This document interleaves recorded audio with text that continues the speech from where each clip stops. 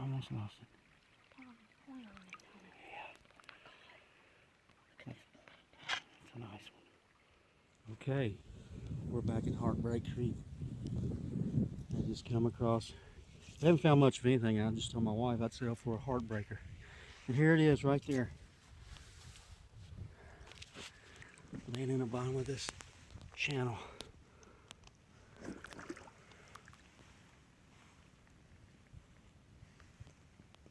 Oh man. Man, that would have been huge. Wow. Well, we got our heartbreaker. Now let's see if we can get a whole one.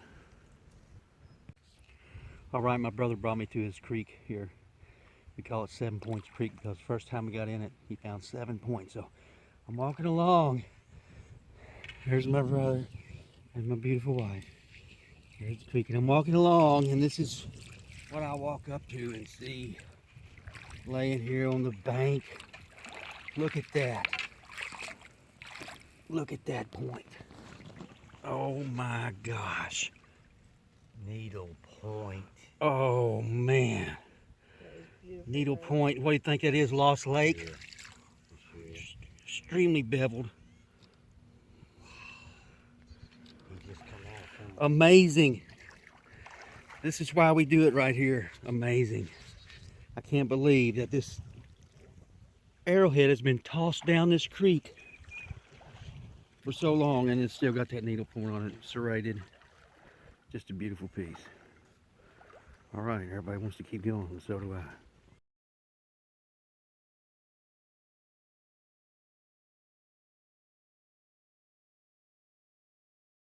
Here's another one. Like 30 seconds after I found the lost lake. My wife has something. Go ahead and take it up out of there, It's baby. broke. Broke? Oh yeah, it's broke. Wow. It's It's another beveled piece. Yeah. Look, it's beveled. worked. Wow. Beveled. It's beveled. Oh, beveled. Probably another lost lake, bro. Piece that would have been a huge lost lake.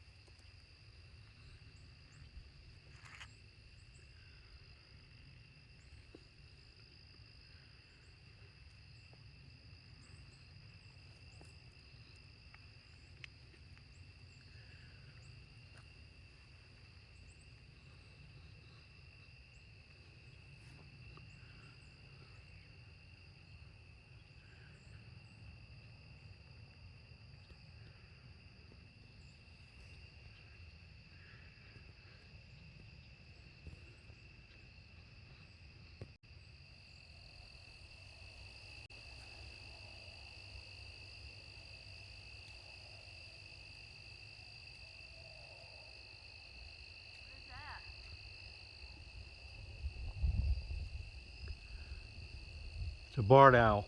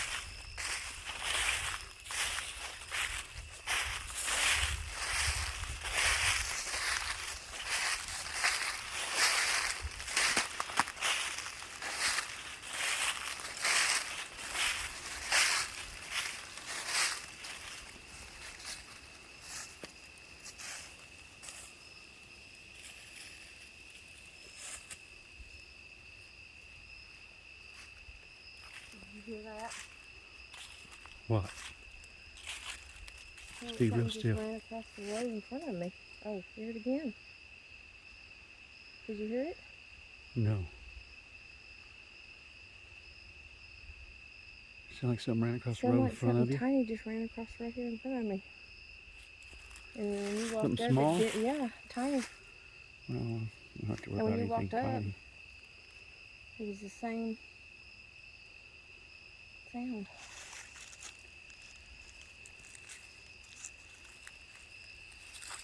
There it went again. You hear it? Sure it's not just leaves falling? Mm.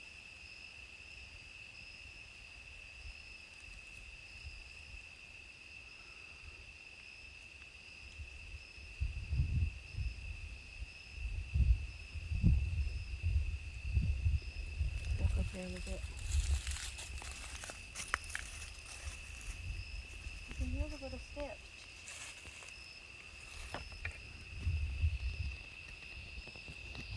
Yeah. So do you hear it?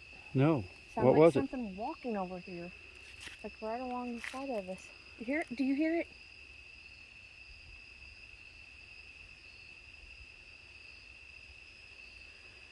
No, I don't hear anything. Shine your light all the way around us, please. But it's coming from this side, not this side.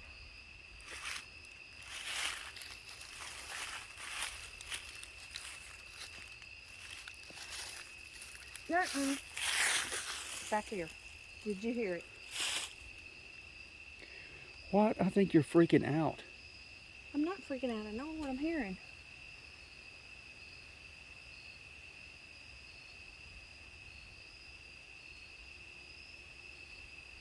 I don't see anything.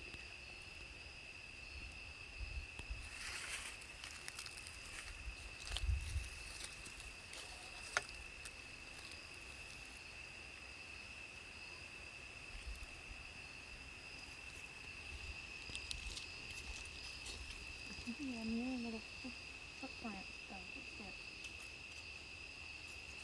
Maybe frogs. Nothing. Could be. Did you think? You could do that?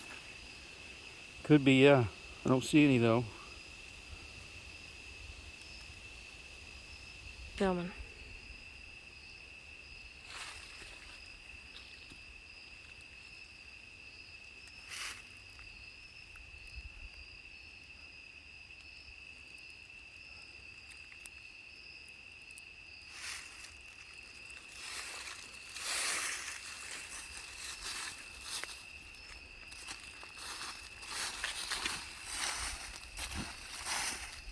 Can you check my back?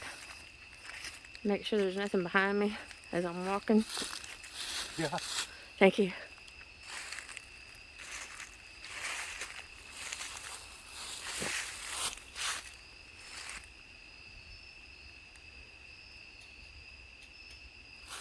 Do you hear it? I heard that, but I don't know what it was. Exactly. And it's happening right beside us.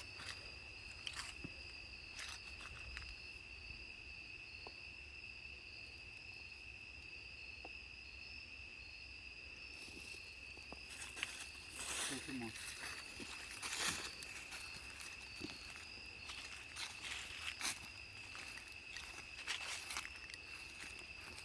on. Blinding. Blinding.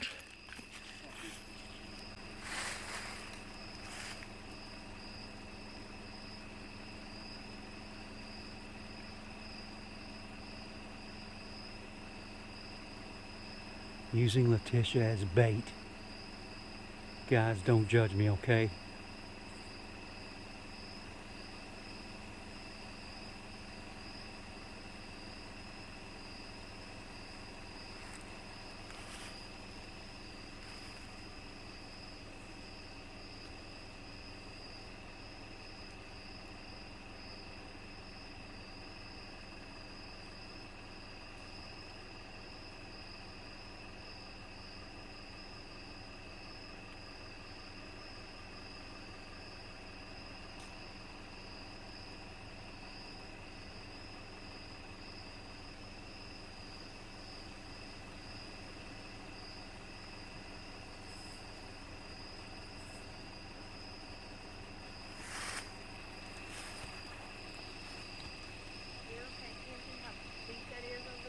Right? That ravine is like, it drops off I know. immediately.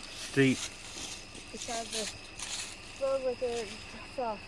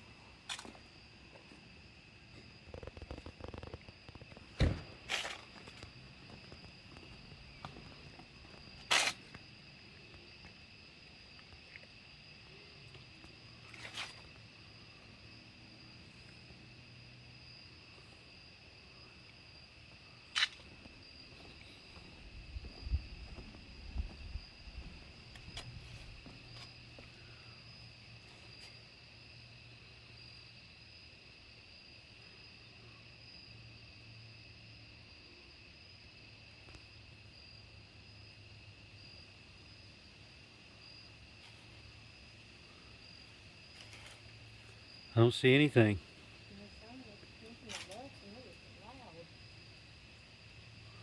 Whoop! Whoop! Whoop!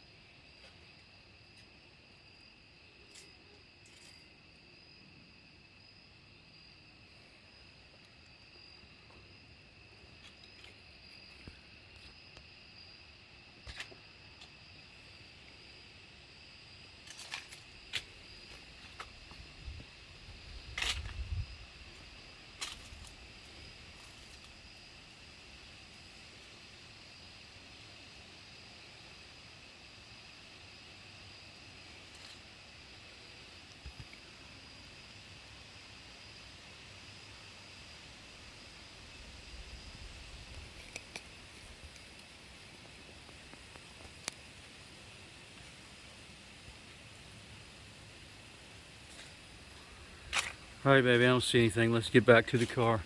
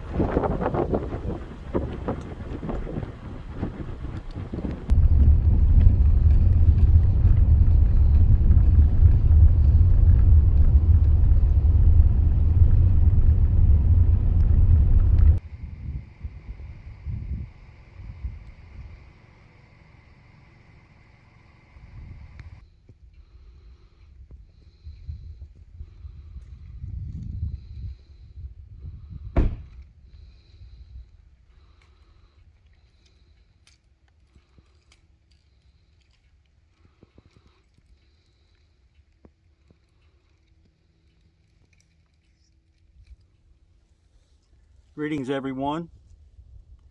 Welcome to the channel. If you're a new viewer, welcome. If you're a returning viewer, welcome back. We appreciate each and every one of you. Getting behind on these videos. We've had a lot of bad weather here the last week or so. Nothing but rain and wind and no sun, and so we thought we'd come down here to the Green River Forestry to get a few voices heard now that we have a little bit of sunshine going on. So I'm going to get right to it. Thanks to everyone for sending in your emails of your inhumanoid encounters. We really appreciate that. If you have one, don't be scared to send it in. No one's going to ridicule you here, and no one's going to troll you here. So this is a safe place to have your encounters read. If you have one you'd like to share, please send it in to inhumanoidencounters@gmail.com. So here's the first one. This is from Mr. Aaron Bellis. Barton, I was born and raised in a small housing development in northern Center Township, Butler County, Pennsylvania. Our house bordered a fairly large forested area, I would say approximately 400 to 500 acres, before you would have to cross a road, then enter a few thousand acres of forest. I grew up playing in these woods. Everything from dirt bikes, building cabins, playing in the creeks, just constantly in the woods, either by myself or with friends. But the woods were big, so we had to be careful not to get lost. My father flew small planes as a hobby, so he knew the size of the woods. He told me on a few occasions not to get lost in those woods because, jokingly, he would say, "We may never find your bones." As a young teen, I was obsessed with hunting, especially archery. My father was not a hunter, but he did not try to discourage me, even though I was young and by law, I should have had an adult with me. He would let me archery hunt by myself. Every day after school, I would jump off the school bus, run home, grab my bow and 1 or 2 arrows that I had, and run up into the woods trying to kill a deer. I didn't have good equipment or camo, just blue jeans and a flannel shirt. I would stay there until dark and then come home. My first encounter. This happened in 1978. I was 14 years old. Running into the woods after school one beautiful late autumn day, I arrived at the tree with a homemade stand in it that I was going to hunt from, but because the days were getting shorter, I didn't have much daylight left, I decided to just hunt from the ground. So I cleared some leaves away and sat down next to the tree. There was a small creek about 20 yards in front of me. Sitting there for about an hour and not seeing anything. The sun had completely set over a cornfield that was about 60 yards behind me. I remember thinking that I was going to wait another 10 minutes and head home. Just then I heard something coming off to my right in the distance, maybe 80 yards, walking like a man, two-legged sound. It was not trying to be quiet at all. Snapping sticks, heavy stepping in the leaves. I've heard that before. Falling in the creek, but on the other side. I remember thinking this is a very large man coming and not caring how he is walking. Then I thought, wait, this might be a deer. So I got myself turned in the direction it was coming from so I could get a shot if in fact it was a deer. As it got closer, which by the way did not take but a few seconds because it was moving very fast, I don't know how to say this, but all that I could see was these two large red eyes, approximately 8 foot off the ground, moving with these loud footsteps.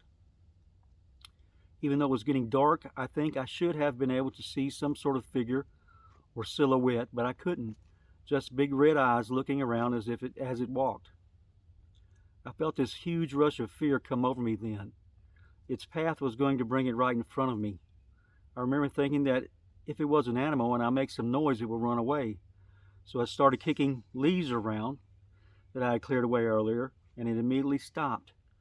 Now it was about 30 yards from me. It stood there staring at me. Two big red eyes, I could see them blinking.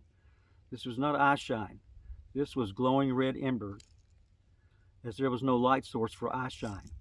I still could not see any type of body, but I could easily tell that these eyes were like 8 foot off the ground. At that point I went into shock.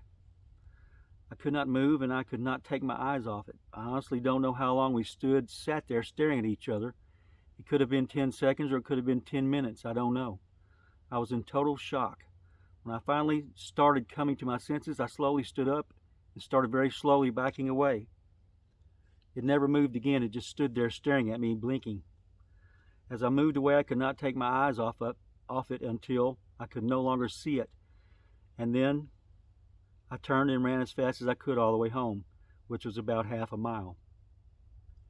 I immediately told my parents what I had just seen, and they told me it was just some sort of animal. I didn't think of it as possibly having a Bigfoot connection until years later. Bigfoot to me in those days was just a mythological creature. I really had no idea what to think about it, but I had nightmares about it for years. Trust me, Aaron, you're not the only one that's had experiences like that. I've had them myself where I thought that I should be able to see what was coming at me, but I couldn't see anything, so you're not alone. Second encounter. This happened the next year, autumn 1979, again late autumn, but after archery season had ended. I had planned on building a platform in a big tree in the corner of the cornfield that was in my last story. This would have been approximately 75 yards behind where I was sitting in my last story. I was going to hunt from this on the first day of rifle season. After working on the stand all weekend, I hadn't completed it, and I was laying in bed Sunday night thinking about my project, when suddenly I realized that I had left some of my dad's tools in the woods at the bottom of the tree where I was building the stand. My dad was very protective of his tools, and he would kill me if he knew I had left them there. So in the morning before school, I got up early and snuck out of the house, armed with my bow and arrow, large knife, and a flashlight, and I headed into the woods. It was completely dark, and I was pretty scared because of what I had seen the previous year, but I had to get his tools. I reached the tree, and when I reached down to pick up the handsaw and hammer, a baseball-sized ball of mud came crashing to the ground right beside me. It was so close that I literally seen it hit the ground. I immediately shut off my flashlight and started looking around to see where it might have come from. Then I noticed a glowing red ember down in the woods by the creek, almost exactly where I had been sitting the year before. The light kept moving up and down in an arc-style motion. I thought it was someone down there smoking a cigarette, but it puzzled me as to why the light didn't get brighter when the cigarette was lifted to the mouth to take a puff. And sometimes there almost appeared to be two cigarettes. I watched this for about a minute. It would go up and down a couple of times, and then some more mud and stones would come crashing down through the tree limbs around me. My light was off, and I was hiding behind the tree while this was happening. I didn't go into shock like the last time because I thought it was a person messing with me. I just quietly walked out, watching the light down in the woods. My path along the edge of the cornfield was along the edge of the cornfield, so I could move pretty quietly most of the way home. Because of the circumstances, I never told my parents that one. Thinking about it later, I realized that there is no way that anybody would have been in that area of the woods at that time of the day and year. Also, I don't believe an average-sized human would have been able to throw mud and rocks like that. I also didn't give this one a possibly Bigfoot connection until years later, after seeing TV shows on TV about Bigfoot throwing rocks. That's the best I can do in writing.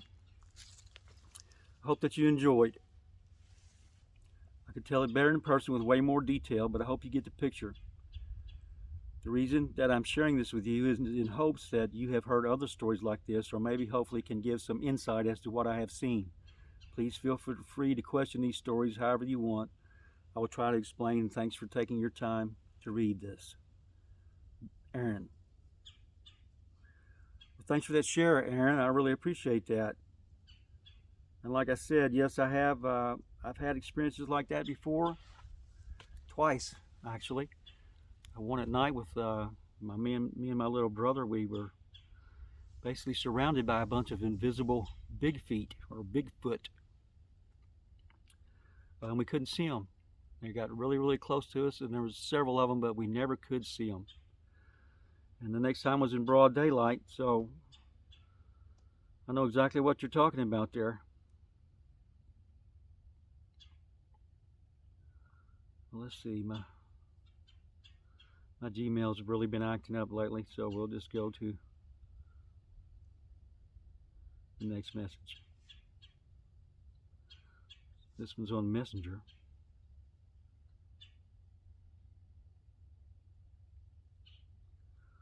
Okay, this is from Trey Marshall. Trey, thanks for sending this in.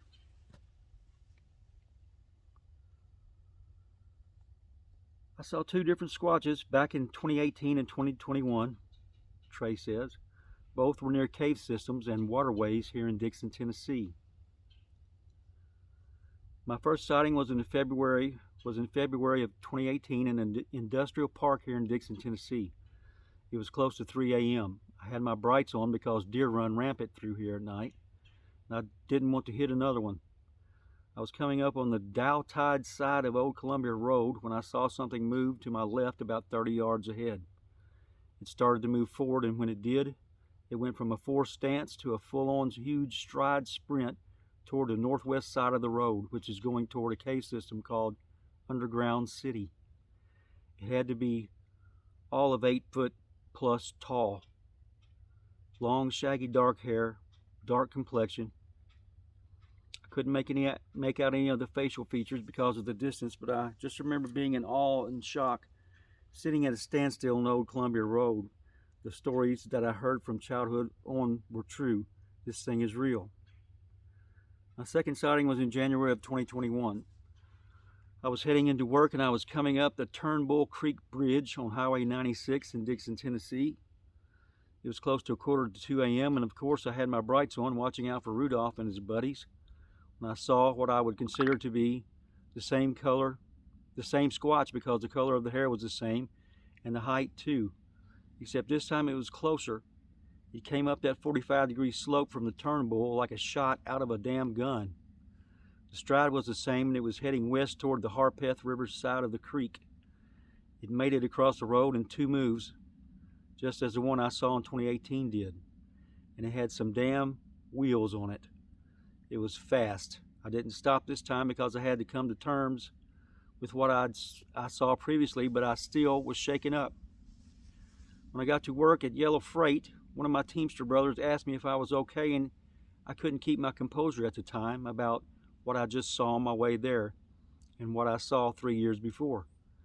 Since then, I'm known at work as Sci-Fi Channel or Bigfoot. I don't let it get to me because I know what I effing saw, and I know it's real. Maybe one of those assholes will be rattled one day when they are deer hunting.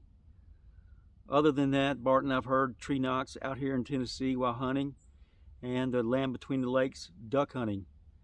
In Arkansas on Wildlife Farms Hunting Reserve, in Stuttgart, Arkansas hunting too. But those are my sightings. Those are my sightings, sir. As a 3rd generation Scot in America, I have to compliment those swords. I have a decent set myself. God bless you, brother. Keep the world informed. Cheers.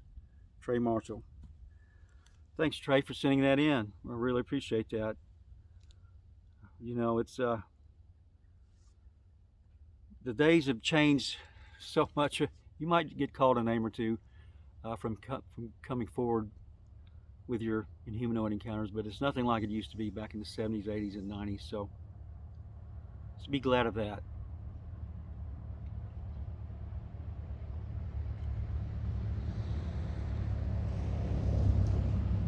Vehicles down there.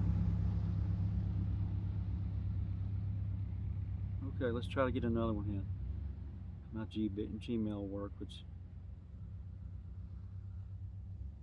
doesn't appear like it's going to.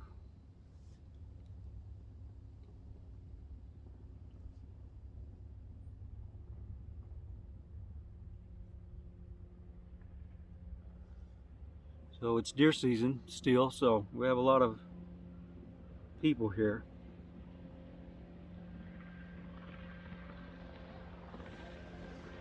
There's some boat action on the river here behind me.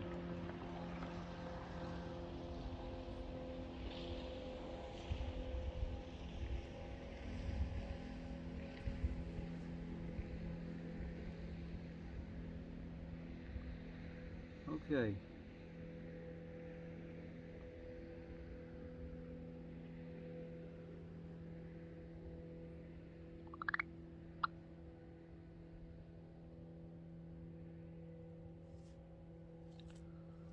This is from Melissa Kuiman.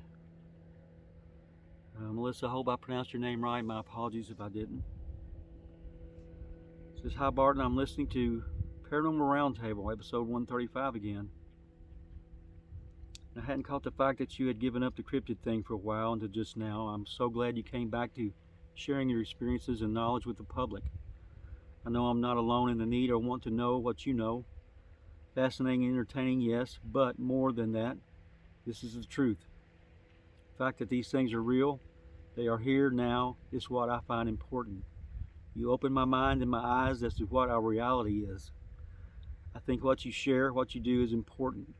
Thank you for continuing to share and the efforts you put into educating the people. Thank you for being a real guy. This world can use more like you. I appreciate you, Melissa in Oregon. Thank you, Melissa. I appreciate that.